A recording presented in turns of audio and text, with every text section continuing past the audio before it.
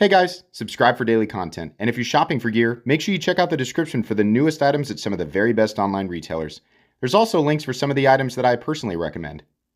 Thanks!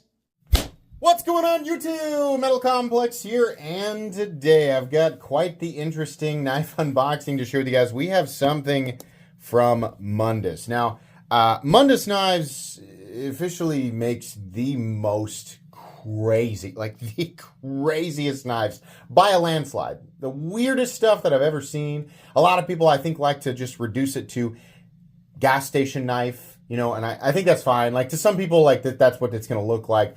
To people, I think, who have been around for a bit and have seen, like, lots of different types of stuff, it's more of just crazy for the sake of crazy, or overcomplication for the sake of overcomplication. And I think it's a combination of the designer really expressing himself and doing wild and crazy things, and also, you know, pointing out what they're capable of doing from a machining standpoint. So it's cool. However you look at it is fine. If you look at it like it's just a silly gas station knife, or it's like this wild and crazy art piece, it doesn't really matter. It exists, and for me, it's really fun. Like, this is the type of stuff that I love to make content out of, because it's interesting and weird and wild and different. So thank you so much to Mundus for sending this in. Can't wait. I've only seen pictures, but the pictures are nuts. Thanks to my patrons for supporting me. I'll link this in the description. As far as Mundus stuff goes, it's actually not nearly as expensive as, for example, the Carmen or the al-khem or any number of other things that they've created. It's still expensive, though. It's just on the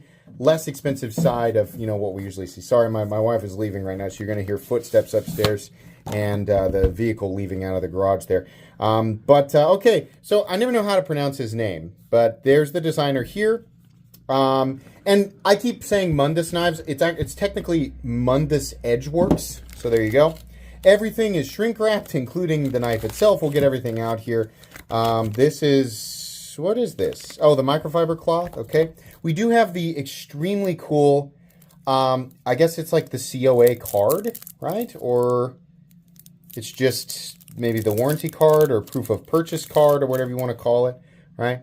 Kind of neat. It's honestly, their cards are pretty cool. And then inside, is this all foam? Why? Why have we sent this whole... Okay, fine. I mean, like, I guess it's coming from a long ways off, right? All right. So, let's open up this package here. I guess they shrink wrap it and they keep all the dust and the moisture out of there, right? Oh, and there's more fortification here on the inside. What on earth, man? What the heck is going on back here? So, on the website, it lists as Mundus sub-brand, and then in parentheses, it says Haas, but it's got the circle with the little line through it. And then it says the word flagship. I don't know what to make of that. It's a flagship model from a sub-brand that's not named, and the model is named Haas. It doesn't really matter. If they want to drop into the comments and explain that, then they can. Okay, so that doesn't make it go. No. Why? What is this? Okay, so are we unlocked now? What the heck? Yeah, we are. Okay. Okay. All right. This is the type of thing that makes people say, why? Why the unnecessary overcomplication of the locking system? Why the additional parts? Why? Don't they know that reducing the number of parts and making a blade that's, you know, more utilitarian and simple and streamlined is better for the end user?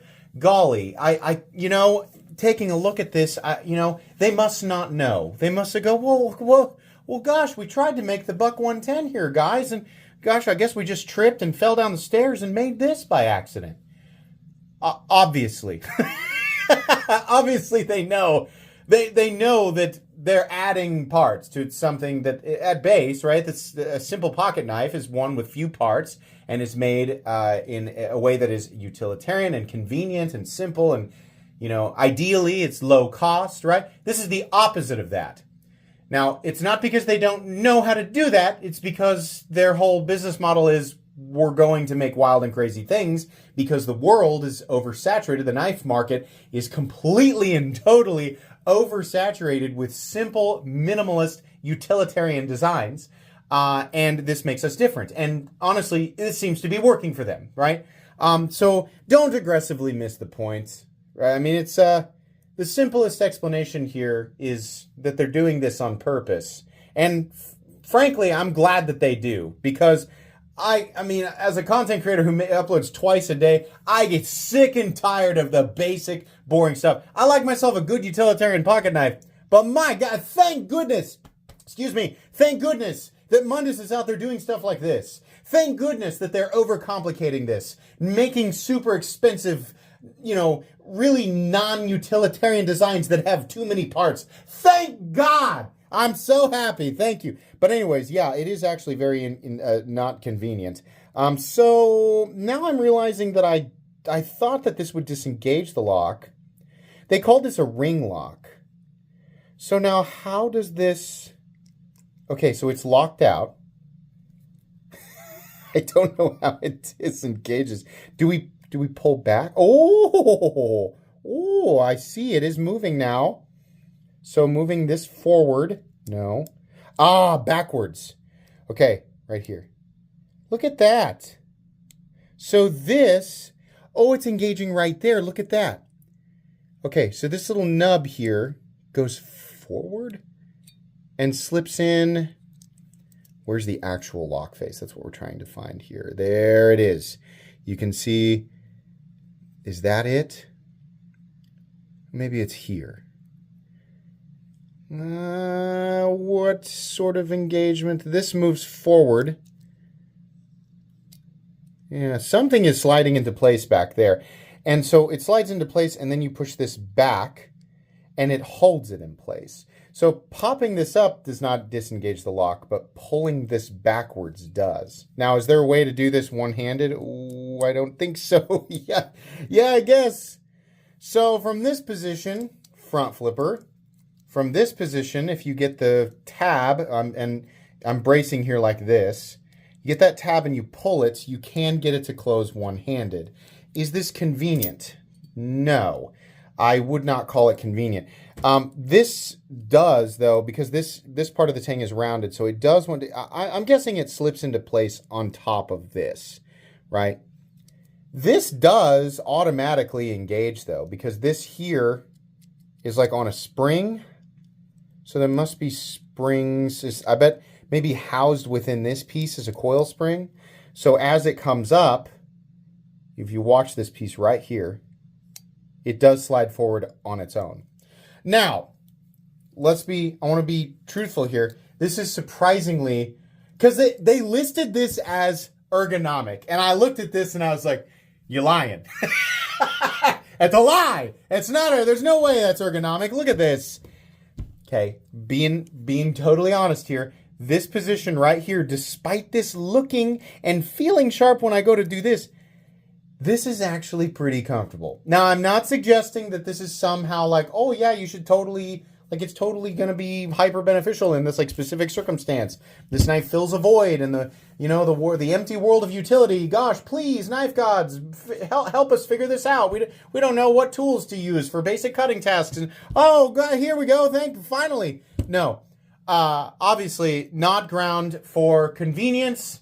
No, it's not. It's really just a wild and crazy aesthetic for the sake of being wild and crazy, right? Incredibly thick down here behind the edge. I'm going to say the spine is probably at least 165, probably 190 thousandths. A huge blade, likely made of M390. We have those Mundus sort of flathead. I actually have all of those because my al-khem that has over 100 moving parts. I actually have all of those individual little bits there to disassemble this if I want to. Did this move? Interesting. What's happening here? Perhaps this just needs to be screwed down. Let me actually get those out real quick. I have a whole bag of them because that backspacer was moving, and I don't know. These are the ones that came with the al-khem. I don't know that it's supposed to move. I think it might just be moving because that screw back there is slightly loose. So let's figure out which one actually fits. It's going to be too small. Is this the medium head? Is there one more in there? A little tiny, itty bitty little thing. Maybe this one? That's still too small. This one looks too big. Now no. This also looks too big. Are these not the right size? Well, it definitely was not screwed down. So there you go. That was the problem. But maybe the ones that came with the al-khem are not sized specifically for this knife, which I guess would make sense. This would need its own size. This should come. I'm surprised that this did not come with the properly sized parts here. Is this right? No. This is also too big. So the one that I have that's the closest, and it worked, right? Are these two the same? No. I think this is the one that's actually the closest. And it's not exactly right, but it did work. So where's the pivot? So this is the pivot. This is called the Haas, okay? So all of these same things, and this also, that was not screwed down. If you buy this knife, you need to check all of these screws right away. And all the more reason, Mundus, you need to be sending the proper tool with this thing. This is interesting, and it's clearly made very well. The blade is centered, and the pivot action is insanely smooth. I mean, insanely smooth. I've also never seen a locking system like that. What are we running on here? I think I can see the stop in there too, but almost certainly bearings. Oh yeah, definitely. And no, I was lying. That's not the stop. The stop is actually, God, is it this? No. Where's the stop? So I thought it was the blade. The blade's not stopping. It's not stopping on anything. So maybe it's just right here. Oh, there's the stop pin. Duh. It's right inside there. Okay. Very, very weird. I do appreciate the effort here for a locking system that's different, right? Now, the knife world is not begging for innovation that allows locks to function.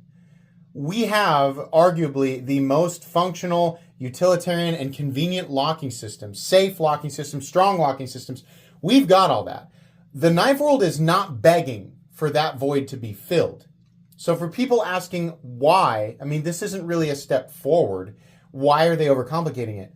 I think you're just kind of missing the point. It's just different, right? Knife enthusiasts and collectors. I mean, if you're not the type of person who buys knives in this territory, then it's not going to make sense to you. But it also wasn't built for you, as is the case with pretty much all pocket knives. They're all going to be built for certain populations of people, and there's definitely going to be a market and group of people who will appreciate a system like this, even if it does not create for the most convenient, safe, utilitarian locking system out there. But I do appreciate that it's different. I like it when companies try to do different things. I don't know if this is a completely unique locking system. He called it a ring lock, but I don't know if that means it's based on some classic locking system that operates similarly.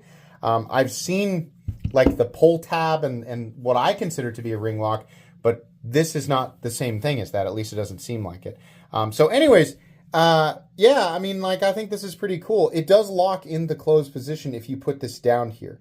That means that you have to have this pulled out, and this has to be able to move back slightly. You can see how it moves back slightly when you open it up. It has to be able to move back. So locking this here means that the knife is not going to open. So there you go. Okay. Crazy stuff from Mundus. Very cool. That's going to be it for today, guys. Please make sure, where'd my card go? Doesn't matter. Make sure you follow me on Instagram at metal_complex. There it is. If you enjoyed this video, leave a like. If you'd like to check out my other content, I do, of course, have lots of videos of knives. They're either expensive or inexpensive that I do or don't like, so check those out. And if you enjoy all my content, go ahead and click on that Metal Complex logo right there and subscribe because there's definitely more coming. Thanks again for watching, everybody, and have a great day.